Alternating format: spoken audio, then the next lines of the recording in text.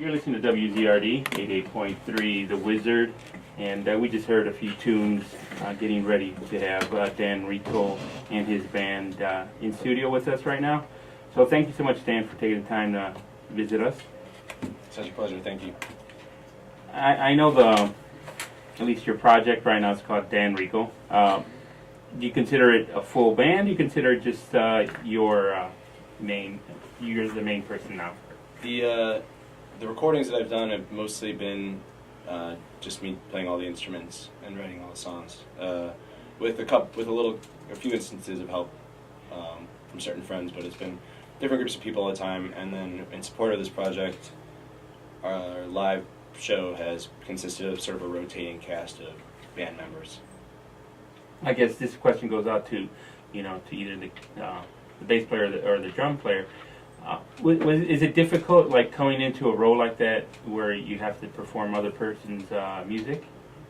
I mean, no. It's pretty awesome, actually. There's like no stress or no pressure involved at all. It's just like Dan writes the songs, we back him up. And I think one of the really cool things about it is when I get to see him play with other musicians, just kind of like the different flavor that everybody will put on all his songs, and so it always sounds kind of different. But I mean, it's definitely not hard to come into a situation like this. I think it's pretty low key and stress free and awesome.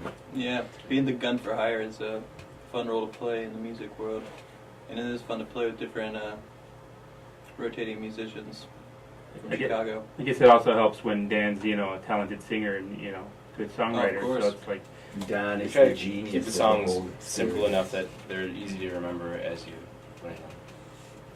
I know. I guess reading on your Bandcamp page, it says you were in other bands before. Yeah.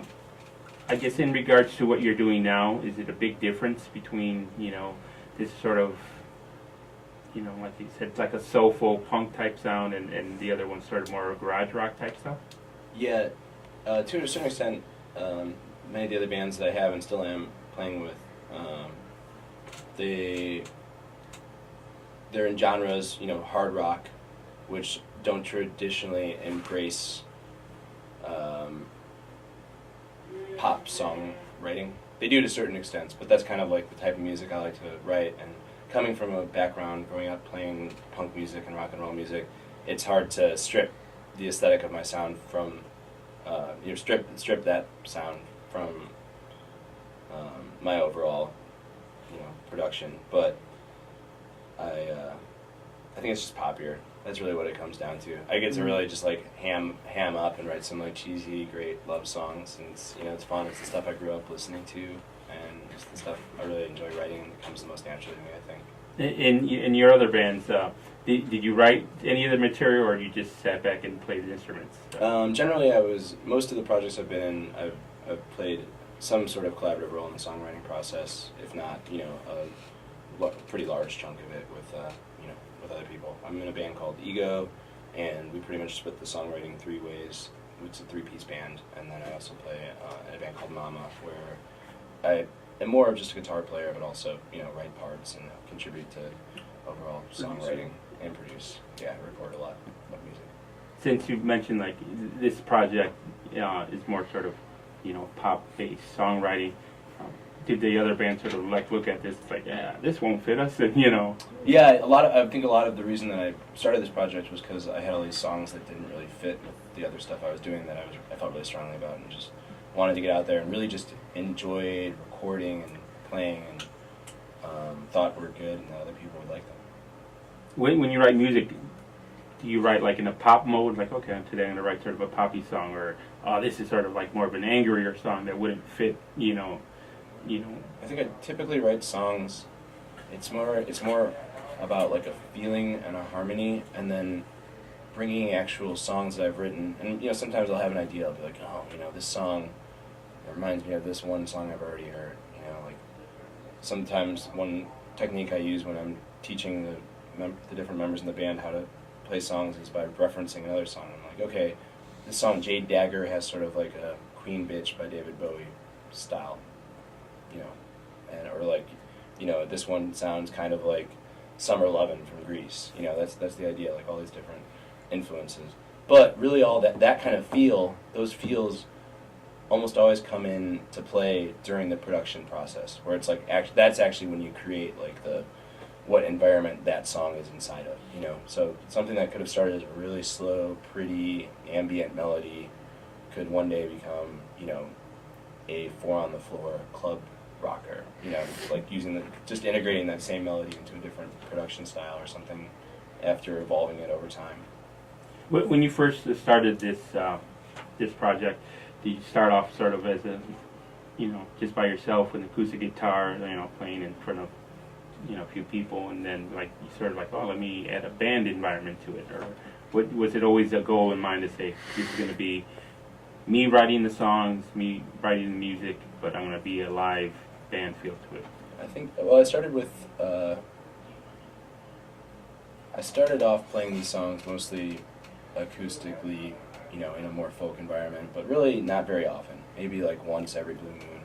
And I've even started off playing electric guitar, I think, instead of acoustic guitar, because I always kind of liked a little bit harder of an edge aesthetic to it. But playing electric guitar by yourself and singing, it desires more sometimes. I always felt like I wanted more. And these songs, you know, ultimately I'm trying to reproduce to some extent what I've recorded. And that's kind of where the songwriting and the style actually comes from. It's all based on the actual recording process. And a lot of these songs were written while recording, that kind of thing. I know when you guys were warming up, you were playing sort of a Beatles riff. I guess, what are your main influences? What did you grow up listening to, or what do you love listening to? I grew up primarily, I started off listening to major influences as a kid were Elvis and Frank Sinatra and Queen. As I got a little bit older, I got more into the Beatles. When I hit like middle school, and I got way more into like R&B, like mid-90s R&B and hip-hop, and then started getting into actual like rock and roll and punk rock in high school, and kind of just didn't look back from there. So around 6 years ago or so, I started a Prince cover band after seeing Purple Rain for the first time. Maybe not the first time, but after seeing it a couple times and being very profoundly struck by it, I started a Prince cover band, and that's also been like a huge influence on my understanding of, you know, performance and songwriting and production specifically. And then, you know, sad that both of them died this year, but also David Bowie is like one of my favorite producers, and I think a lot about production style when I'm, you know, writing songs. So. Yeah, that would definitely be sort of a tough year for you, like, oh, two of your major influences. Yeah, it sucked. It sucked for everybody. Yeah. I guess since you did mention Prince, are you influenced more by his earlier work or his later work, or? Well, his earlier work, to be sure. Like his first album actually is, it's a self-titled album, and it's one of my all-time favorites. That and like Dirty Mind, I just love them because I can listen to them at any time and put them on and just enjoy them. And like you could put them on in a crowded room full of people. Yeah, you know, when I have people over at the house, just put on Dirty Mind and everybody starts dancing. It's great. Yeah. In regards to your next gig, when is the next gig? We were playing tomorrow night at Cafe Mustache, which is like a bar, venue, cafe in Logan Square on Milwaukee Avenue and California. Do you have anything, any major surprises, considering that's going to be like, you know, a partying weekend? No, nothing too crazy. We're gonna play the set. I'm excited. This is gonna be our last. I'm leaving town for a couple months in mid-January, so this is gonna be our last show in Chicago for a while. And you know, we're just gonna hang out with friends in from out of town, and you know, party. It'll be fun. Raise the roof. Yeah. And when you do get back into the band thing again, any particular goals for 2017? We're going to do a European tour, and we're working on some other stuff around the world, and a United States tour as well, and putting out a 7-inch single, sometime in the spring, and then I'm hoping to complete another full-length album, at least the recording and the preliminary steps before the end of the year as well. Yeah. Well, you definitely are going to have a busy Yeah, it's gonna 2017. be. No wonder you need to take sort of a break before you. Yeah, I like to go south when it's cold if I can. Since you guys, since you're going to go on tour, have you been on tour before? Yeah, quite a bit. I just came from like about a month-long tour with one of the other bands I'm in, Mama, that ended in early November, and then I was touring before that with my band Ego for a couple weeks. Since you have been on tour before, do you have like any touring secrets, like like bring 3 pairs of socks, make sure to bring some couple gallons of water or something like that? Yeah. Dan does have some touring Yeah, secrets. I always have a jug of water, which you can get very cheaply at gas stations or refill at gas stations. Cans.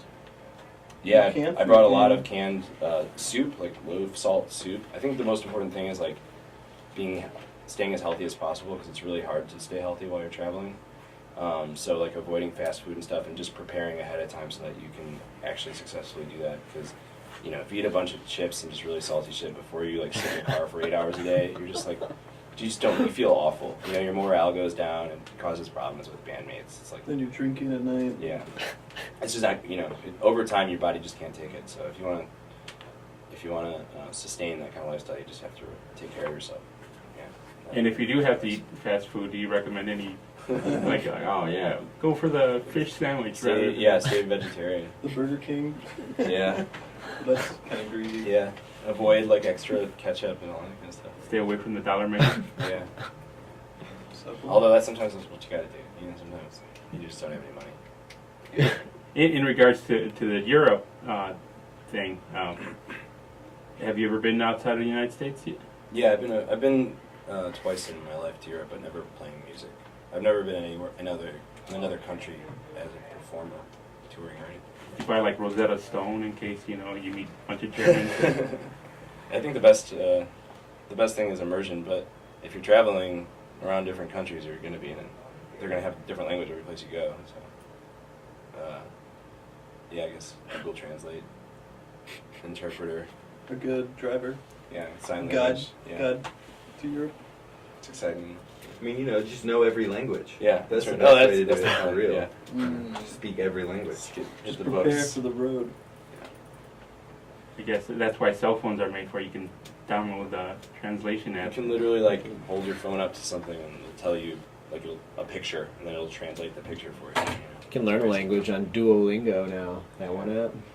I've used that for a long time actually, but Duolingo. haven't had much success with It's it. like, I think I could read a sign like in any country, like in any language. I could understand what the sign says. Yeah. But Universal. like if sign somebody's language. talking to me, I have no idea. That's what the Google is for. Mm. Can you just hold your phone up to like somebody's Yeah, while they're talking, talking, and it'll tell you what it says? Hello. It's I like like a your shirts. Shazam Yeah. for your language. Yeah, Babelfish. You mentioned that you wanted to put out, I guess, some new music.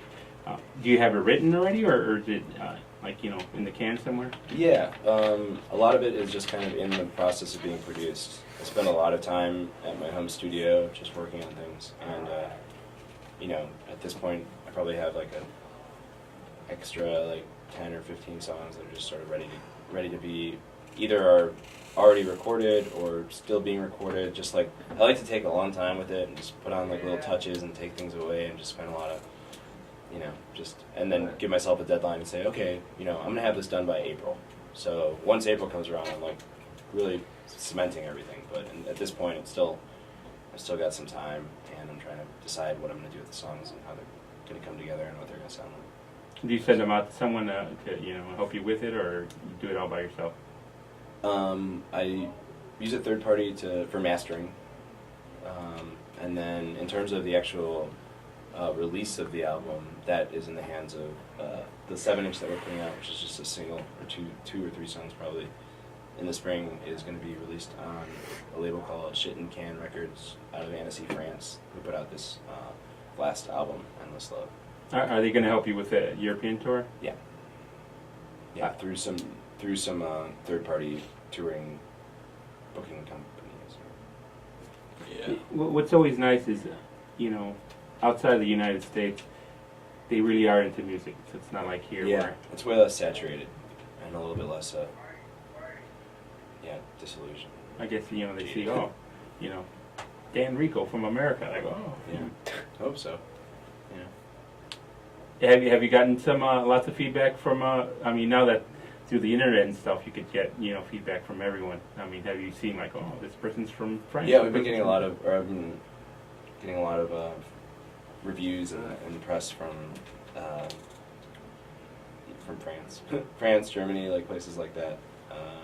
Because it's less saturated and the label's just doing a great job like putting it out there and stuff. So we've seen a lot of feedback. Usually the first thing to do is just complain about the cover of the album, and then they say that is actually pretty good. Like, despite the horrendous atrocity of ugliness that is this cover. Was that your decision, or like the record company put it up? Yeah, it was my decision. Who doesn't like it? That's Yeah, crazy. I don't know why. I kind of like It's so classic. for the idea of like trying to kind of stay within like traditional pop structures in the music and stuff like that. I just kind of like really weird. Sometimes I just get a little fancy, and then I just kind of go with it. But originally the cover is actually, this is from a photo shoot that I did to emulate the first Prince album cover. I was just like, I'm going to do pretty much the exact same thing. I grew out my hair, grew out a mustache, took my shirt off, went in front of like a blue screen, and then did its photo shoot, And that was the original version of this record. It's a little bit different with a different track listing, etc. But it was put out on Maximum Pelt, the U.S. label that helped put this out, and the guy in France actually found it on the internet and just liked it so much that he wanted to put it out. I saw the when you sent us the email in regards to you performing here. I saw the Bandcamp, and I was thinking the same thing. I was like, I hope it's not sort of this retro or right. this flashback. Like, oh man. I think it's the first fear is that this person takes themselves so seriously that they did this. You know what I mean? I heard the music, and then I was like, oh, okay, I can see why he's doing the album cover that way, like a throwback to, like you said, to the Prince sound. I was like, okay. Yeah, it's supposed to just be sort of an homage, trying to like recapture this sort of classic vibe. That's happening a lot with rock and roll records. Like, you see them and they just look kind of.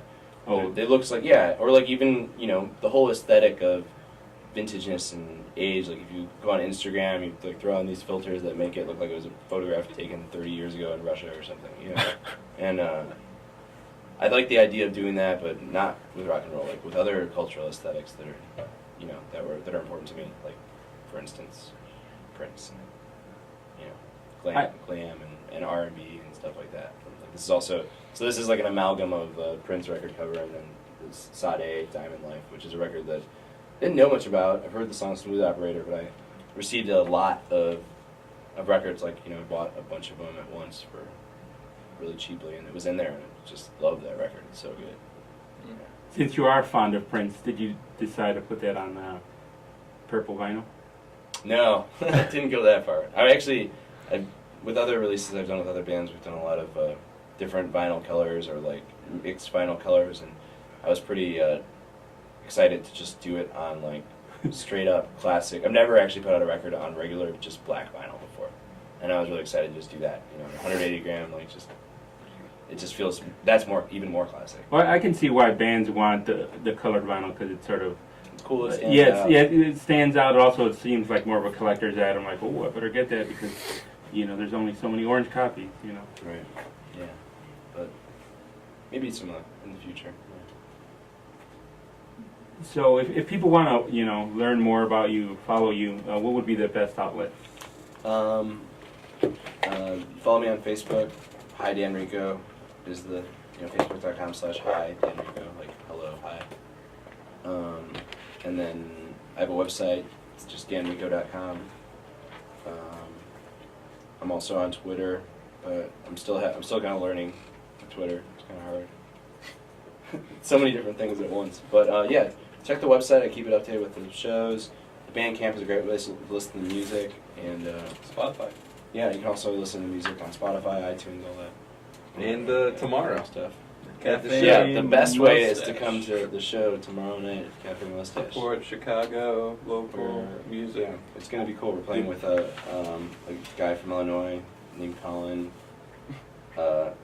guess moved to California, but he's like a folk blues singer artist, and there's gonna be like a few folkier, more acoustic acts, and then we're just gonna like throw a grenade in the place afterwards.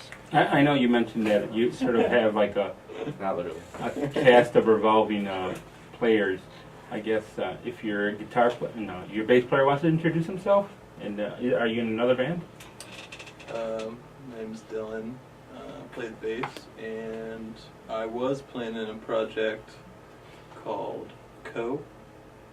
And I was in past bands in North Carolina, where I moved from. But as of now, I'm kind of just playing guitar in my room, and or bass for whoever wants me to play bass with them. And the drummer? Oh yeah, I'm Matt Gonzalez. I primarily play in a group called Typesetter, and then whenever Dan wants to get me out of bed to play some drums. Off the FIFA. Yeah, get me off FIFA, like in this outdated version of FIFA that I've been playing for 6 hours every day. I won't be playing tomorrow at Mustache, but you will have Magic Ian, who is a dear friend of mine who tears it up as well. So he'll be doing a great job. He plays an Ego as well, and runs a record label called Maximum Pelt. So go see Ian and Dan Rico. And are you playing tomorrow, Dylan? Dylan's playing. Yeah, I'll be there tomorrow as well. Tight. Well, you guys have it going, and I'm free, so I'm just gonna come hang out. Maybe Yeah, bring the tambo. Dude, I will Or tambo. double drums.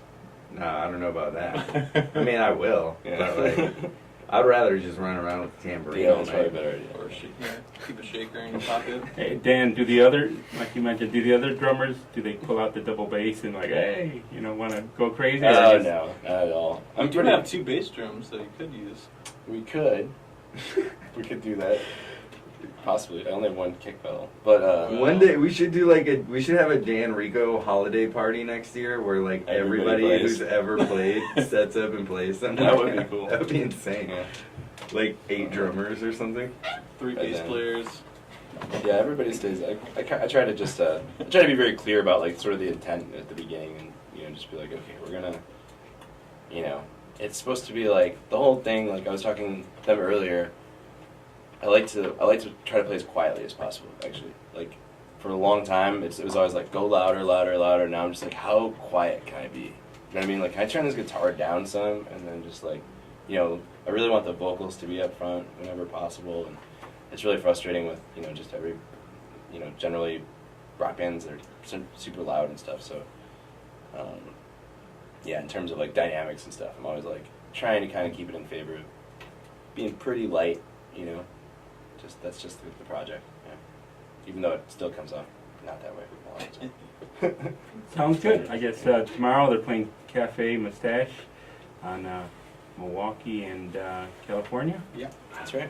And what time do you guys start? We're probably going to start around 10:30 or 11. The show starts at probably 8:30 or 9 o'clock. Great. I mean, so people have no excuse not to show up. Yeah, that's right. Friday night. All right, thank you so much, Dan. Last Friday. Yeah, thanks a lot. Yeah. Thanks, guys. Thanks, guys.